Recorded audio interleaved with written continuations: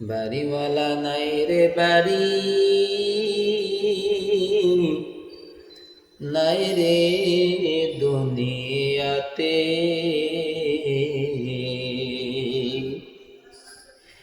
কেউ যাবে বাঁশ বাগানে বাঁশ কাটতে, কেউ যাবে খুন্তা কোরাল নিয়ে কবর খুঁজতে।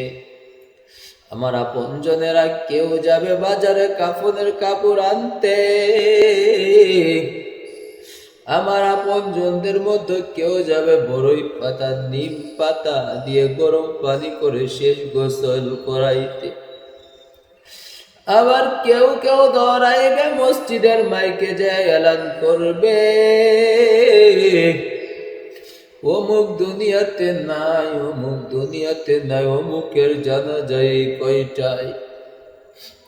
কেউ কেউ ইমাম সাহেবকে বলবে, ইমাম সাহেব আমার বাবার জানা যায় কয়টায়, আমার ভাইয়ের জানা যায় কয়টায়, আমার মায়ের জানা যায় কয়টায়। ইমাম সাহেবকে টাইমের কথা বলে দিয়ে আসবে। ইমাম সাহেব যা জানাজার নামাজটা পড়াইয়া আমাকে আর তোমাকে ওই কবরের মধ্যে নামাইয়া বাঁশের সালি উপরে দিয়ে মাটির চাপা দিবে আর বলবে, তোমাকে দাফন করিয়া গেলাম, আর দুনিয়াতে যাওয়ার চিন্তা ভাবনা করিও না। এ আল্লাহর গোলাম, এ নবীর উম্মতের দল, সারা জীবন জীবনটা কোন পথে কাটাইলা, তোমার জিন্দগিটা কোথায় কাটাইছো? চায়ের দোকানে কাটাইছো নাকি মসজিদে কাটাইছো? বাজারে কাটাইলা নাকি মসজিদে কাটাইলে একটু চিন্তা করিও। তুমি তোমার জীবিকার তাগিদে, তুমি পেটের চিন্তায় তুমি মাঠে থাকছো, ঘাটে থাকছো, নাকি তুমি মসজিদে থাকছো, একটু চিন্তা করিয়া দেখো। তুমি তোমার মাকে, তোমার বাবাকে, তোমার ভাইকে, তোমার বন্ধুকে যতবার ডাকছো, তুমি কি ততবার আমার মাওলাকে ডাকছো নাকি? একটু চিন্তা করিয়া দেখো।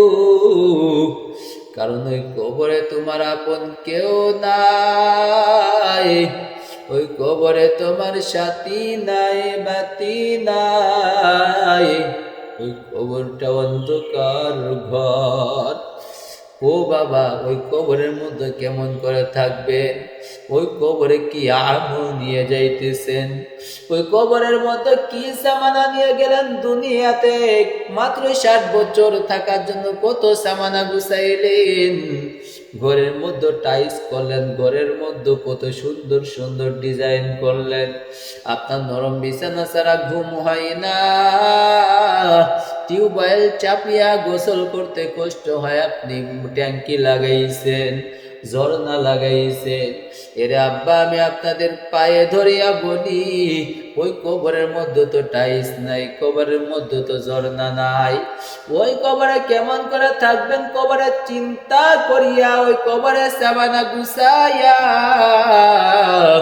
দুনিয়া থেকে রওনা হন, না হয় কবর হবে ভয়ঙ্কর ঠিকানা।